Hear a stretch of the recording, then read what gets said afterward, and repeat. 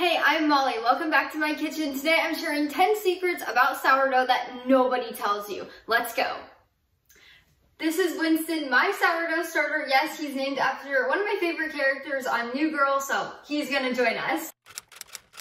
The number one sourdough secret that nobody tells you is you do not have to measure your flour and water when feeding your sourdough starter. You can eyeball it. I do it all the time. I hardly ever measure. You want to look for a thick pancake-like consistency, and consistency really matters more than the measurements. Number 2, creating your sourdough starter is so easy. It is not hard at all. You just need the right instructions. I will leave my instructions down below. I have a free guide that will walk you through every single step so you're not alone and you're not struggling. It really is simple. Don't let anybody tell you that it's hard to create one.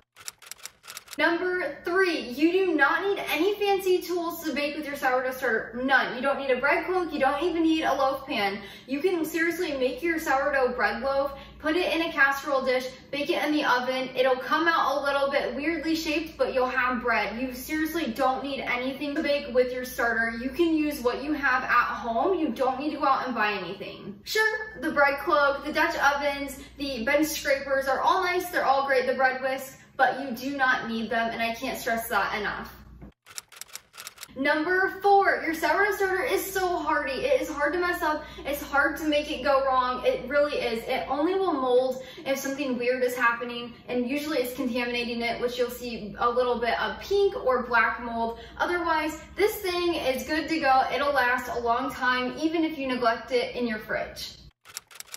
Secret number 5 is it does not take a lot of effort to keep a sourdough starter and bake with it. It does not take a lot of extra time. You can seriously bake with this once a week. Stick it in the fridge until you have time and you will be just fine. It's the most hands-off way of not caring about what everybody else is saying on the internet and just doing simple things and using it when you need it.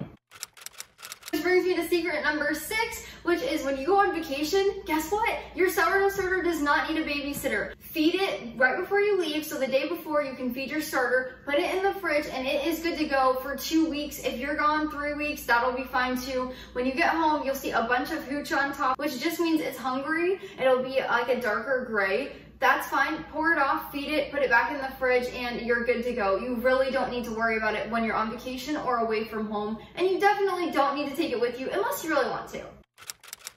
Secret number 7 is you can actually freeze your sourdough starter. If it's in a freezer safe container, or you can transfer it into one, pop it in the freezer and it will kind of give it a stalling period. So if you need a break from your sourdough starter or you're not using it and you're tired of feeding it, pop it in the freezer, let it sit until you're ready, and just thaw it out in the fridge overnight before you want to use it, and you'll be good to go. Your starter will be back to being active.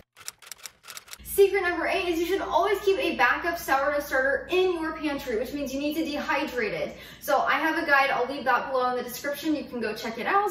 I also have a rehydration guide in case you need to use it, but having a part of your sourdough starter, about half of a cup, in a dehydration form is going to be a great backup, a lifesaver for if an emergency happens, when your sourdough starter goes bad, or say something gets in your starter and harms it.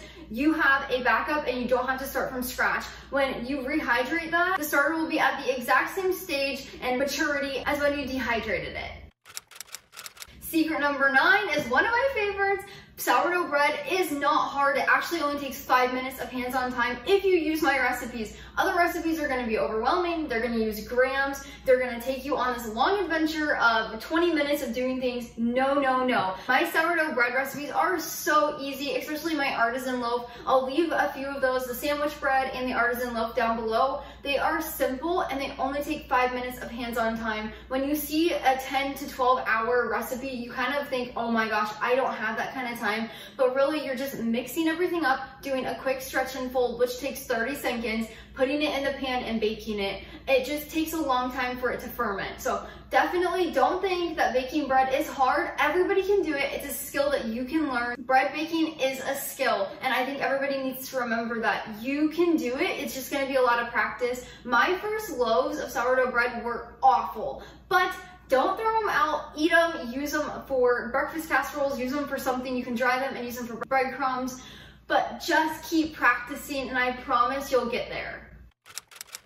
And secret number 10 to round this whole video out is you do not need to know any fancy terminology. You don't need to know any special thing to get started baking. You just need to know how to feed your starter, which is dumping flour and water until a pancake-like consistency forms, and have a good bread recipe. That is it. You don't need to know what any of that fancy steps and processes are. It really is super simple. Those terms are just something that bakers like to use. They like to learn about. I know them because I love baking and I love learning about things in the kitchen, but at first I didn't know any of that. I think when I made my first loaf of bread, I knew one term in the sourdough world and that was it, and I made bread. So just know you do not need to go study or learn anything or even take a class before you get started.